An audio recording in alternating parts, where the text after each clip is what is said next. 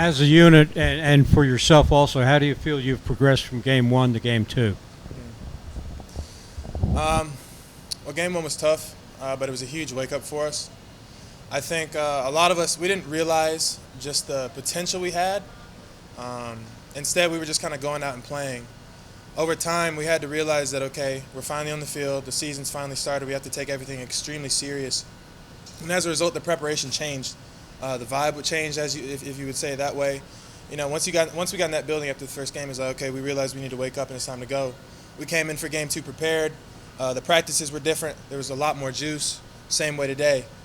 Scout team-wise, or developmental-wise, those guys give great looks. And there's constant competition, constant talking, and it doesn't really feel like a normal scout team practice. It feels like real competition with guys who I'm really trying to compete with. So a lot of competition. Okay.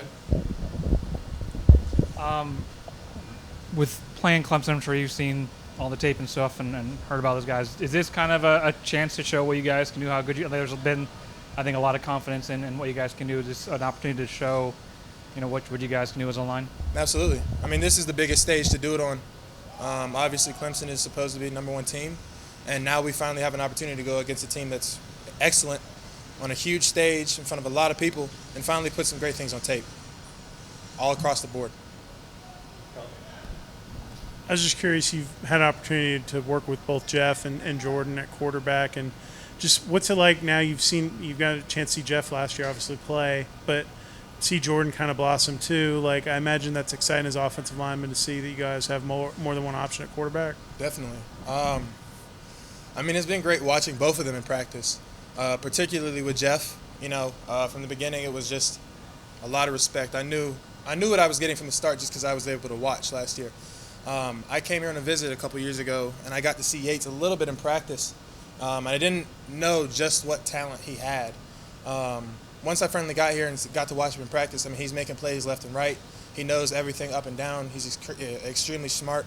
So it's been great playing with him. And when he came in on a whim that first game, I mean, he handled it like a professional. He did what he needed to do, and it was really great to see just how he was able to progress and get comfortable on the field. So both of them, I love playing with both of them.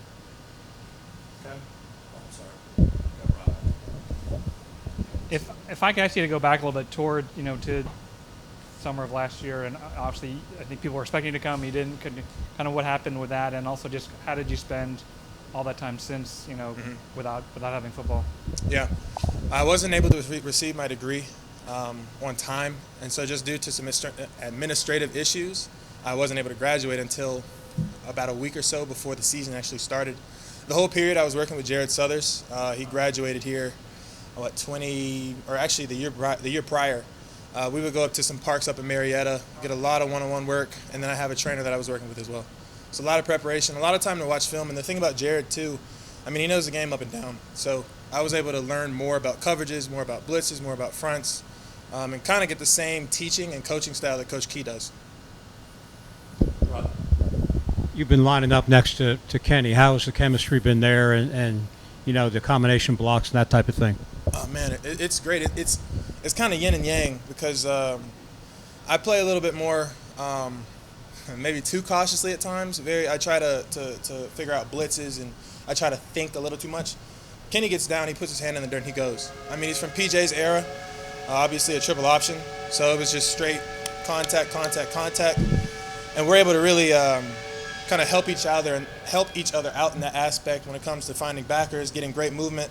I mean, he's a dog. He pushes guys, he cleans the pile. Extremely physical guy.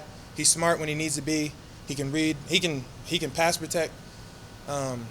Honestly, it's been great to see how he's progressed as well when he finally started getting back into the rotation this year. Okay. Can you tell me a little about Jordan Domineck and just what is playing against him, but B, just what you've gotten to know from him personally? As far as performance-wise, or as a guy, what do you mean? Both. Sure. Before the season even started, or before training even started, JD and I would do one-on-ones pretty much all summer after training. I got to kind of read up on his inside moves a lot. He loves going inside. That's like his biggest thing. But the good thing about him, too, is he can play physically. He can play the run well as well. He's a great guy. I say off of the field as well, and we do this a lot actually. After practice, we could be in the locker room, cold tub, hot tub, training room. We'll be going over moves where we beat each other during the practice, talking about, okay, well, this is what you did here, this is what you showed me, and it's crazy. I've never been in an environment where it's complete iron sharpening iron, and we actually, I guess it's symbiotic the way that we have an approach to it. So it's been great with him and all the defensive guys, Kevin Harris as well. In terms of working with Coach Key, kind of what's that experience been like? He's quite a character, so I'm just curious, kind of, if you have any fun stories or kind of thoughts on him. I don't know if I have any stories appropriate for this, but as far as working with Coach Key, it is nothing but respect. I mean, it's one of the best coaching experiences, or it is the best coaching experience I've ever had. I know when he tells me I need to work on something, I know right then and there I need to work on it. And if I do that the next day and come out, or I do it right then and there, say after a lift, I come out the next day and fix up what it is that he told me I need to work on, every time my game has gotten much better. And the same thing just happens constantly. Haas and I go into his office. We sit and watch film all the time. We sit and talk. But the best thing about Coach Key as well is he's just a great guy. He's extremely smart, but he cares about you, and you can tell as well. And he cares about the younger guys too, and he's been able to bring me along. And he's actually been able to help me bring Wing along too, a guy who's younger, and is finally starting to fill his shoes. Anything else for Devin? Ken? One thing you said, my curiosity, you said it wasn't at all what you expected, and I'm curious kind of what you were expecting. And then to follow up on that a little bit, one thing I've seen in you just in practice is that you're very willing and eager to help other guys. And you're always talking with Kevin about like after one-on-one pass rush. And so I'm curious like how were you able to kind of willing to take on a leadership role when obviously you haven't been here as long as other people? Well, I think the biggest thing was the culture was set up for it, if that makes sense. When I came in, it wasn't given to me, but it was for the taking. I was able to come in. I was able to make an influence on guys. And as far as coming in wise, just what I'm kind of used to. I'm not going to say I was expecting like hostility or anything, but I was expecting a team where guys they see you come in and it's okay. He's coming in to take a spot. We're going to kind of click up away from him. Blah, blah, whatever. But as soon as I came in, it was the whole offensive line was here. Receivers, quarterbacks shaking my hand. It's just an extremely welcome environment. And I remember the first conditioning we had with Akilo Stone. I didn't even know his name at that point. It was one of my first days. I started competing with him, started talking back and forth with him. We're going at it. We're just racing, running 30s together. And from that point on, it was like, okay, I'm here, I can compete. And the respect just built from competition. You start winning some races, you start turning heads a little bit, and guys start to respect you. And once you're able to have guys respect you, you can start talking more during workouts, you can start encouraging others. And when you start saying those encouraging words, it actually means something to guys. And that's really the way that I've been able to mold into this position that I'm in. And it's been a help from Haas, Coach Key. Those guys helped me tremendously as well, because I was able to kind of team up with Haas, get on his shoulder when he was doing the same exact thing and put me in that position. You guys have a lot of younger guys in that room, and you and Haas are the two older guys, and guys like Jakai or Wing or Paula. Kind of what's it like to be around guys where there's such an age gap, and then also just kind of being a big brother teacher kind of aspect? How much of pride do you take in that piece of it? It's weird. I remember when I found out what year Jakai was born. He's born in 2003. I'm born in 98. Haas might be born in like 92. I don't really know, but it's different because I haven't really. I've been around young guys, but obviously not 5 or 6 years. But the greatest thing about it is I'm able to see myself in all of them. Wing in particular. I'm able to come out and see, okay, well, this is where he's doing something. This is how he feels about something. I remember, my freshman year at Vanderbilt, where it was like, some days it was what it was, and I wish I had somebody to come out and be like, hey, are you good? Do you need help with this? What do you need? And finally, I have an opportunity to do that. So somebody once told me to pay things forward, and this is just my way to pay it forward. I'm finally at a place where I'm comfortable. I'm finally with guys, who I care about me, and I would be wrong to not try and help them. Obviously, you've made the most of your carries and stuff. just kind of what's it been like to get mixed back into the offense, and then also to have the success you've had this season so far? One thing that Coach Choice preaches a lot is that everything that you want is one day is going to be in front of you. So you just got to be prepared. So, that's something that always stuck with me. So I feel like when that happens, I just do what I'm taught, and it's just football. I love football. So, I mean, it's nothing extra. It's just football. Go ahead, Rob. That series where you got the ball, got all the touches, with each touch you feel like, hey, I'm going to take it to the end zone? Oh, yeah. Especially when I get around the 40-yard, my mindset, it's a little different from when we backed up. So when we get to around that 40, I feel like any score, any play, I have a chance to score. And I just try to make the best of my runs, and then whatever happens, happens. But my mindset, when we're that close to the end zone, my mindset is to try to score, no matter what. Dontae, you touched on it a little bit, but I would imagine being a backup, you can't get in a flow like you would if you were getting all the reps. And kind of how do you approach it? How do you keep yourself ready? I mean, is it watching the game or keeping even physically ready to go in and be explosive? Mm-hmm. So a lot of me and my body being ready for those moments, it comes from special teams. I open up on kickoff. There's times I'll have to go in a kickoff return.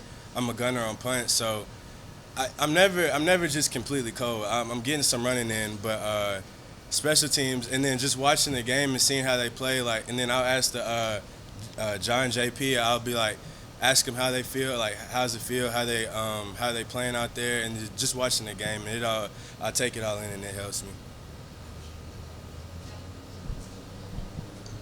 You were the special teams player of the week, and kind of what does that mean to you? Kind of how do you embrace that role, and what stood out, I guess, to the coaches and the other players when they watched you on special teams Saturday? I mean, that's a big accomplishment to win special teams player of the week.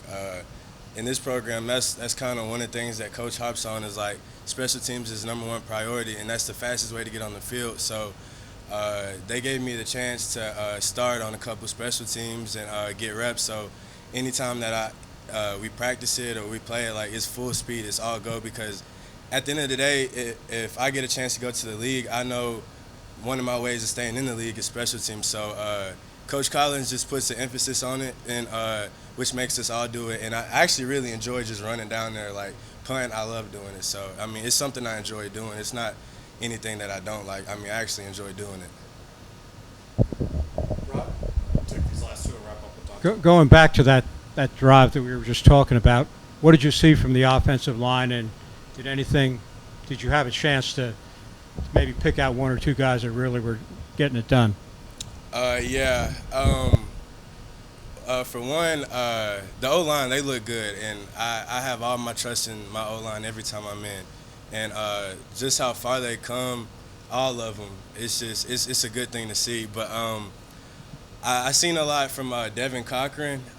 He plays very aggressive, and he attacks it. And then this person's not on the O-line, but Jack Coco. Anytime, most of my touchdowns where I've scored, it's been Jack Coco in on some block or something.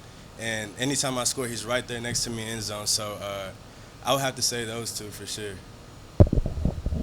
Last one for Dontae. Dontae, I was writing something about Jordan Domineck, and I was curious, for your insights on it, you can crack on him, tell me about his personality, his play, whatever kind of strikes you that the world should know about Jordan according to Oh, yeah. So, JD, that's my boy.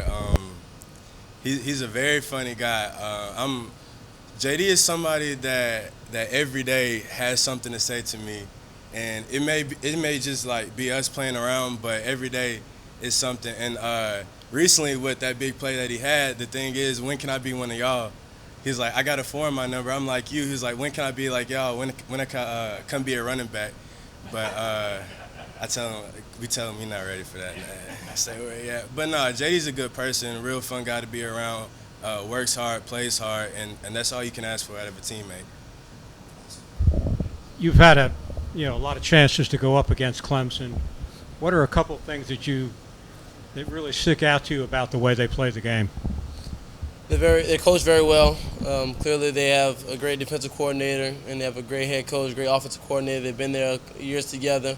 They obviously are very sound and disciplined, and they also have big guys up front that move piles and be able to dominate them up front, and that's always what sticks out to them. As far as them being disciplined with the athletes, with top-tier athletes and great coaches, they kind of have a pretty good trifecta of just all three of those combined, and that's what really sets them apart from everyone else, I feel like. Coach Collins and Coach Thacker talked in the NIU game. You guys had some issues with tempo and stuff.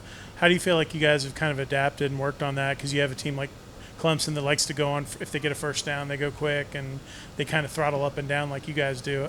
Kind of what have you guys been working on to get that, I guess, where you would like it? Well, like you said, our offense also does a certain level of that as well. NIU, it was a little bit different just as well because it's the first game. It's always like that, the first game. You can't never imitate the speed of the game. You can't really imitate the speed of the play calling and the adjustments of getting lined up. So right now we're going in third game. It's usually when ACC play starts and you start to be able to get more aligned and communicated properly and just being able to get those things around the horn to each other and be able to get us lined up. Because when we lined up and we get into the defense that we're supposed to be in or we get our assignments, we play pretty good defenses. When we have those mental lapses when things don't really go our way.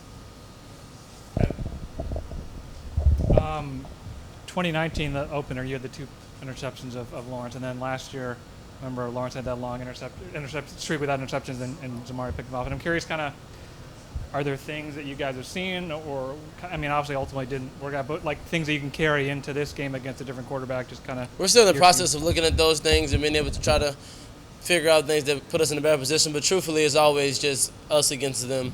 It's about going in our film study and what we need to do to give us in a better position to make plays against the other guys. We try not to make it so personal each week. We try to make it as just another team and be able to go out there and execute our process so that it gets us in a better position. Truthfully, we don't even get too much into the numbers and knowing how long it was since the interception, things like that. We really don't know much about it because our opponent changes every week. We're also then worried about, what we need to do better, what we need to tidy up on. So there's always things that teams like to do, and we try to figure those things out, but we try to bring those things into the game and see if it gives us success. If not, then we just play football, and we be able to go out there and try to just execute our plays just the way that they were drawn up.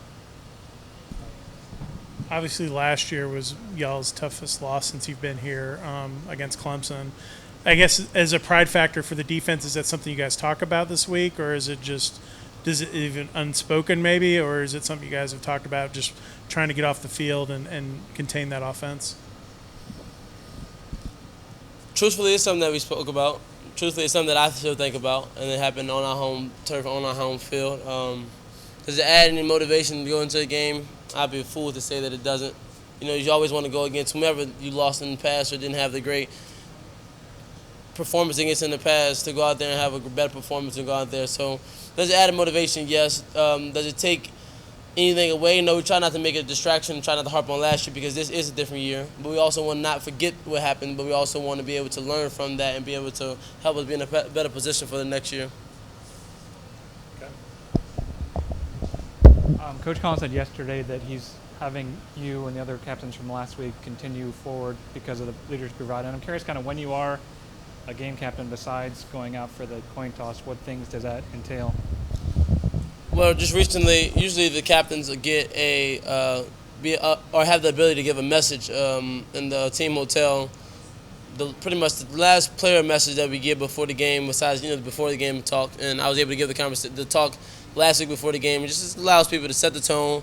You see those guys, usually the guys that you look up to, that do things the right way. So it's just about pretty much a feel, being able to command the room. And it's an honorary thing. The guys vote on it to be able to be brought up on by them. So then as they see the guys that are going up there to be captains, you give that type of admiration for them because we all go through the same process. And you being able to be voted a captain is just outside of that, it's just the idea of, that we voted for this guy. This guy's going to go up there. He's done a great job at controlling the team, the defense, the offense, the O-line, whenever the position is. Just being able to go out there and trust in those guys. And for us, it means a lot to be able to go out there, especially 2 times back-to-back, and go out there and represent our team in the middle of the field. But truthfully, we're all captains in our own division, I feel like. Say it again? We'll wait for the game day. Hey, Trey, shifting gears a little bit, as somebody who's been in the program for a while, big news this offseason with the name, image, likeness. How do you feel like that is going to change the program moving forward? I think changing the program moving forward, I'm most likely looking at the positives of it, but my own idea and thought process of it is you have to win. People love winners. The more ideals and the more things that you get from it, you win.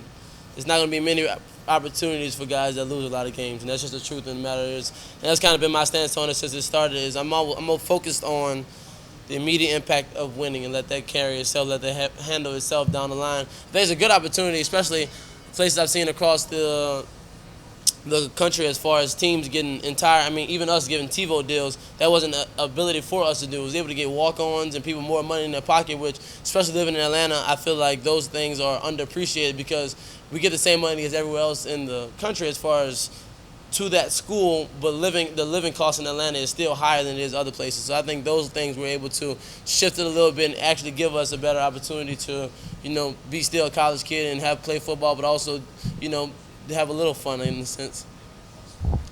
When their offensive coordinator's been there for quite some time now, so I imagine you expect the similar type of offense you face other years. When you look at film from their first two games, do you notice any difference with the new quarterback? Have they tweaked anything, that type of thing? So what I can say about the film that we've been watching from this year to recent years and past quarterbacks that they've had generational quarterbacks, whether it be Deshaun Watson, Trevor Lawrence. They had some playmakers and ballers, and this kid definitely looks like he could be on that level. He's coming out, all respect to the opponent and everything, he is working as we are working as well, so we're trying to make sure that we're all getting better, but we're not really too focused on Clemson, as you would say. We're focused on Clemson, but we're more so focused on ourselves, trying to make sure that we have all the right techniques and everything, making sure that we execute our assignments well, making sure that we get the right looks, get the right things in pass, in practice and everything, making sure that we're mainly focused on ourselves right now. We're trying to make sure that we do what we need to be done, make sure that we're executing at a high level, as you would say, making sure that we're just playing our brand of football. And from what I've seen on film, he's a great athlete, great player, knows how to play football well, knows how to play quarterback well. And I don't really want to say anything about our game plan or anything, so I don't really know how to answer that question as much. But I've noticed a few tendencies that he has, I'm sure he has noticed a few tendencies about our defense as well. So basically, it's just going to be a game of surprises at this point. We're just going to try and play as well as we can and execute to our best capabilities. Devin Cochran was up here earlier, and he was talking a little bit about how you guys, when you're going into each other in practice, and when you're hot up, cold up, you're talking about kind of what happened in practice. How did that come about? Just that kind of the relationship, and then how does that benefit to talk to him about moves in practice and kind of techniques and so forth? So definitely Devin is a great veteran to have on our team, somebody that transferred over to us a year ago. Definitely somebody that we're lucky to have around.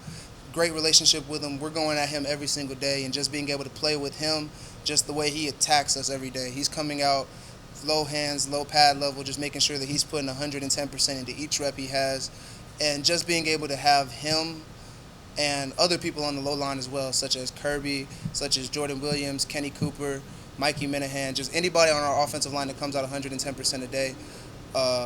It's just nice to be able to play with them because we know that we're going to get exactly what we need. We're going to be able to have a relationship where we're always going to go hard with each other. We're always going to make each other better. And then just the movement and everything with can